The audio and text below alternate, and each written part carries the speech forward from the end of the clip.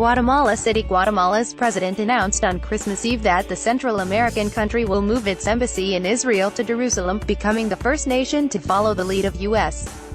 President Donald Trump in ordering the change.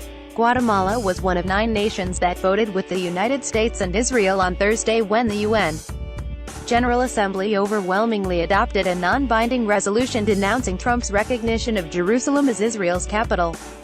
Trump didn't set any timetable for moving the U.S. Embassy from Tel Aviv to Jerusalem, and neither did Guatemalan President Jimmy Morales. In a post on his official Facebook account Sunday, Morales said that after talks with Israeli Prime Minister Benjamin Netanyahu, he decided to instruct Guatemala's foreign ministry to move the embassy.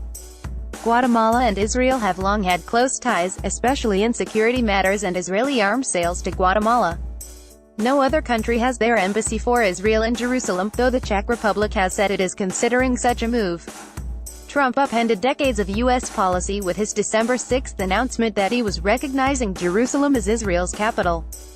Though Trump said he was merely recognizing reality and not prejudging negotiations on the future borders of the city, Palestinians saw the move as siding with Israel on the most sensitive issue in the Israel-Palestine conflict.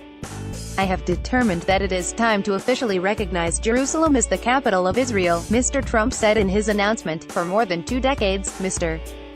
Trump said that previous presidents had signed a waiver to delay moving the U.S. Embassy in Israel from Tel Aviv to Jerusalem, but said that we are no closer to a lasting peace agreement between Israel and the Palestinians. While previous presidents have made this a major campaign promise, they failed to deliver, he said. "Today, I am delivering." Mr. Trump said that he also directed the State Department to begin the process of moving the U.S. Embassy from Tel Aviv to Jerusalem, but he will sign a waiver that will delay the move in order to avoid significant funding cuts.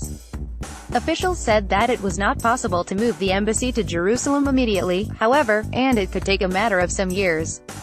Israel claims all of Jerusalem as its capital, while the Palestinians claim the city's eastern sector, which was captured by Israel in 1967 and is home to sensitive religious Jewish, Muslim and Christian sites.